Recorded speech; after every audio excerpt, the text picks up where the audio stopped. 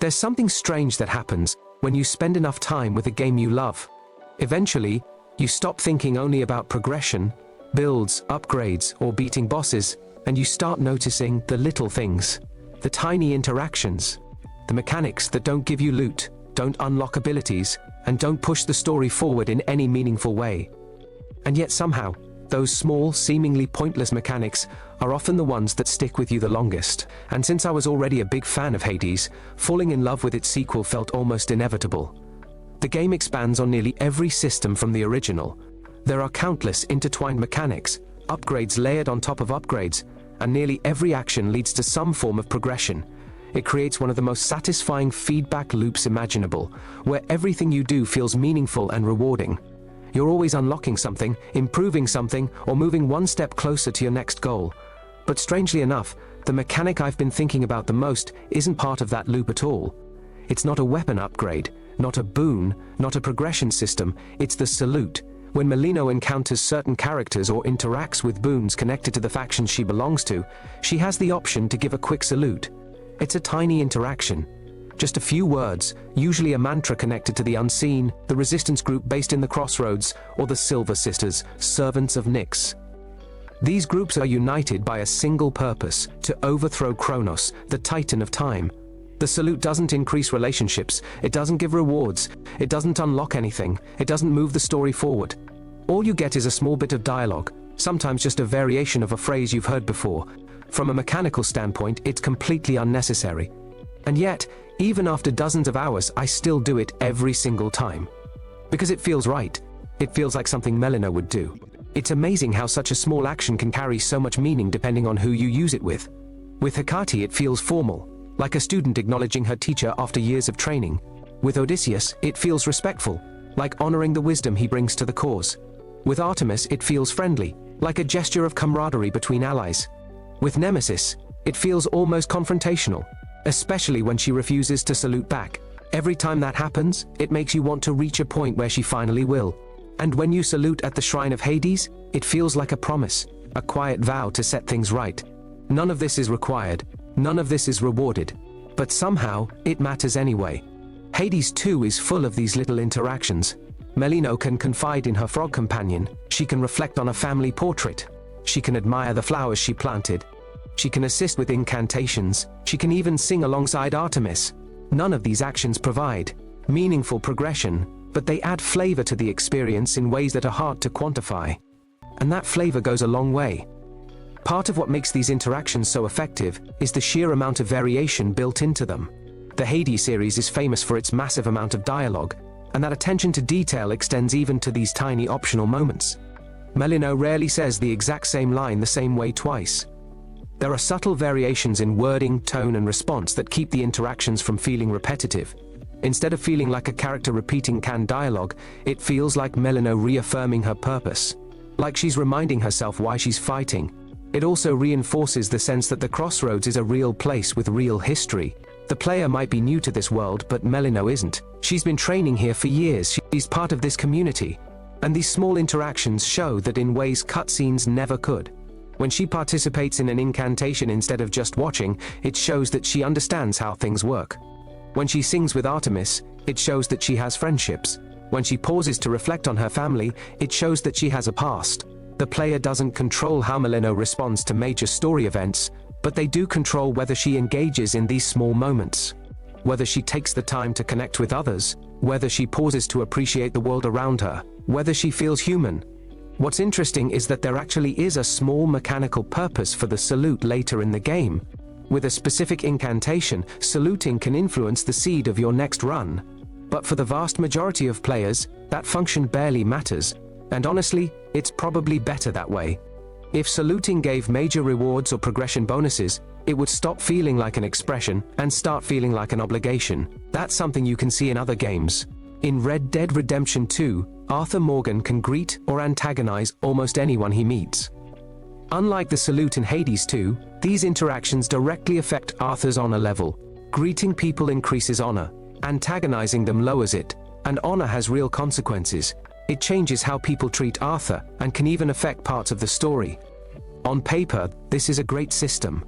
It encourages players to interact with the world and shape Arthur's personality. But because it has mechanical consequences, it often becomes something else entirely, a resource. Players don't always greet people because it feels natural. They greet people because they want honor. They antagonize people because they want to lower it. The interaction becomes something to optimize instead of something to experience. It becomes something you farm, and once that happens, some of the magic disappears. That's why mechanics like the salute are so interesting. They exist outside of optimization. They exist outside of progression. They exist purely because the player wants to engage with them.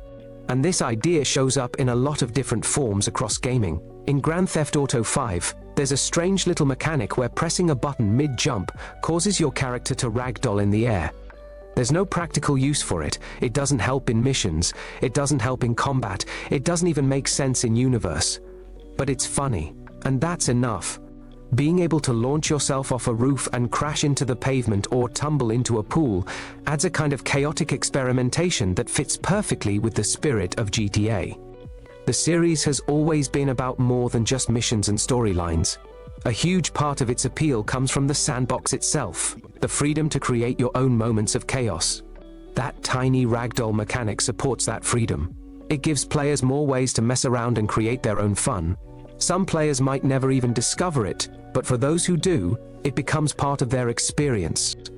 Other games approach this idea in gentler ways. In Chia, you can perform flips and spins while jumping. There's no score system, no bonus, no gameplay advantage. It's just something you can do. But it adds a sense of playfulness that fits perfectly with the tone of the game. The story is told from the perspective of a young girl on an adventure, and being able to flip through the air adds a childlike sense of joy to movement. It turns simple traversal into something expressive. It's not necessary, but it feels right. And sometimes, pointless mechanics encourage exploration in unexpected ways. In The Legend of Zelda, Majora's Mask, the Bremen Mask lets Link march while playing music, causing animals to follow him. It's only required for a single side quest, but it works almost everywhere. That alone makes players curious. You start wondering where else it might work. You try it in different locations, you experiment, and sometimes you find little surprises, like enemies reacting in unexpected ways. Suddenly, a nearly useless item becomes a reason to explore the world more deeply. Then there are the mechanics that exist simply because they make the world feel alive. One of the most common examples is the ability to pet animals. It's such a small thing, but players notice when it's missing. Being able to pet a dog or a cat doesn't change the story.